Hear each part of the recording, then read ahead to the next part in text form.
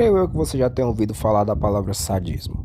Esse termo veio do Marquês de Sades, que acreditava que a humanidade como um todo possui uma natureza cruel e se satisfaz em provocar sofrimento aos seus semelhantes. Apesar de se referir a uma ideia geral, hoje em dia a gente tem o uso do termo sádico de forma específica para se referir a uma pessoa que se encaixa nessa descrição. O Marrito provavelmente é um dos personagens mais conhecidos nesse tema. Como uma maldição nascida do ódio dos humanos, Marrito mostra durante o anime uma grande disposição em fazer o mal, mesmo se juntando com as maldições temporariamente com o objetivo de selar o Gojo. O principal alvo do Marrito, pelo menos nesse arco, era o Itadori. A sua habilidade lhe permite mudar a forma da alma dos humanos e, consequentemente, o seu corpo. Interessante que essa habilidade reflete bem a personalidade do Marrito. Os humanos, para ele, não são nada mais do que brinquedos, um entretenimento, uma diversão. A dor deles é só um passatempo. Sua apatia em fazer todo esse mal e seus comentários sarcásticos e desdenhosos dão a entender que ele não tem nenhum objetivo maior do que isso. O que nos lembra a frase do nosso saudoso Alfred. Alguns homens não procuram nada lógico, como dinheiro. Eles não são compráveis, ameaçáveis, razoáveis ou negociáveis. Alguns homens só querem ver o circo pegar fogo. E ele fala essa frase se referindo ao Coringa, claro. Coringa passou por diversos autores e a maioria dos roteiristas gostam de dar ênfase ao seu lado sádico.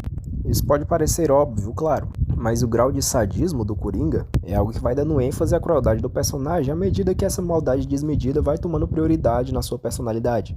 Enquanto algumas vezes ele é representado como um mafioso, para muitos é muito mais poético e criativo quando ele é simplesmente a personificação do caos. Se você ainda não entendeu a diferença, é porque um Coringa que quer quebrar o corpo do Batman não vai ser tão chamativo quanto um Coringa que quer quebrar a mente e a alma do Bruce. Mesmo assim, o sadismo é intrínseco na natureza dele, bem como a psicopatia. E é claro que é bom a gente diferenciar uma coisa da outra. Enquanto o sadismo provoca uma sensação de prazer em relação à dor alheia, a psicopatia geralmente está relacionada a uma apatia, ausência de remorso, ausência de empatia. Conceitos separados por uma linha bem tênue. Doma, por exemplo, tem o sadismo implícito na sua natureza. Mas apesar de suas atitudes serem consideradas assustadoras e perturbadoras, o seu prazer está principalmente focado na sua alimentação. E as suas falas com ar de desprezo geralmente são causadas pelo seu desdenho pela vida humana. Mas tem onis que representam muito melhor o conceito de sadismo, como por exemplo o Emu, que é o Douma antes de existir o Douma, e o Gyoko. A principal proposta que constitui a personalidade e a ideia do Gyoko é o fato dele enxergar arte e beleza naquilo que é brutal e grotesco. Alguém que leva o conceito de sadismo para outro nível se comparado com outros personagens dessa lista, já que é algo que a gente nem mesmo tem como explicar bem, afinal é algo até difícil de explicar, já que é um ponto de vista completamente doentio e perturbado. A agonia para ele é motivo de êxtase, e essa característica de um personagem ver beleza na morte não é exclusivo do Gyoko. Jack o Estripador, de Shumatsu no Valkyrie, que por sinal não é o verdadeiro Jack o Estripador, tem um mangá contando essa história. Desde criança, o personagem sempre mostrou ter o dom de ver a cor da alma das pessoas, mas um em específico lhe proporcionava mais prazer do que qualquer outra. Antes ele achava que a mais bela poderia ser a cor de sua mãe, a suposta cor do amor. Mas posteriormente ele viria a descobrir outra que lhe proporcionaria uma satisfação genuína, maior do que qualquer outra. Segundo ele mesmo, o coração de uma pessoa acolhe diversas emoções durante sua vida, mas no momento do fim da sua vida, todas as cores se esvaem e resta somente o desespero. Essa sendo a cor que ele mais aprecia, e seu prazer está justamente em proporcionar essa cor a outras pessoas. O personagem que finge ser Jack o Estripador era na verdade um cavalheiro que trabalhava para o Serviço de Inteligência Britânico. E mesmo com seu sadismo, ele mostrava ser uma pessoa consciente, já que ele só queria desviver pessoas cuja cor ele julgava feia. E essa frase fica extremamente errada em outro contexto. Cletus, igualmente, ou Carnificina, da Marvel, via os corpos das pessoas como dentro de uma prisão, digamos assim. Para ele, fazer o que ele fazia era como um dever, algo natural. Devo dizer que é bem difícil de explicar esse tipo de situação, já que não é fácil entender o que se passa na cabeça desse tipo de gente. A questão é que para ele, seus atos de crueldade eram naturais. Digamos que ele acreditava que podia ou devia fazer aquilo. Tanuki, por que você não fala do Alastor de Rasbin Hotel? Não, eu não gosto desse desenho. Por mais que esse estereótipo de personagem sádico que se diverte fazendo mal seja de certa forma um clichê, eles são até interessantes quando bem escritos. Claro que o autor precisa saber da personalidade, para não ficar só um esquisitão irritante.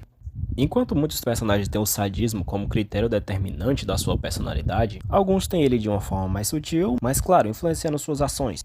Já que esse é um traço bem marcante de diversos vilões, como o Dio Brando, o Vegeta no começo de Dragon Ball, Freeza, entre outros. Eu poderia dizer que o Freeza, que se diverte com o fim de um planeta e uma raça, é tão sádico quanto o Marrito.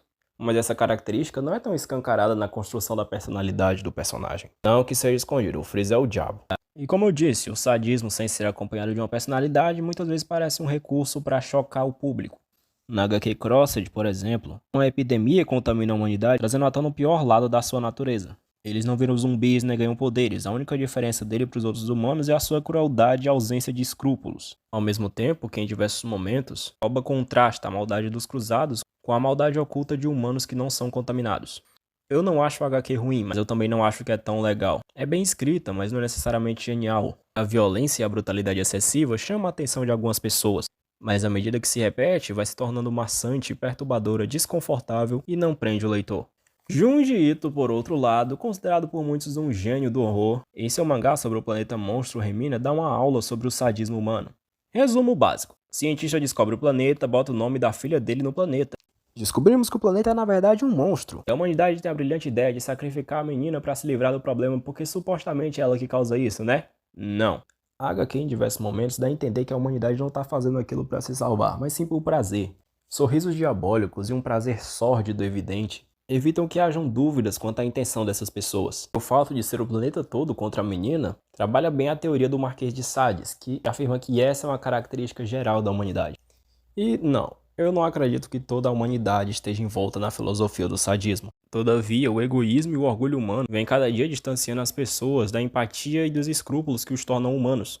Quer um exemplo? Pesquisando para fazer esse vídeo, eu vi uma imagem de uma criança da Palestina e tinha um comentário falando isso aqui.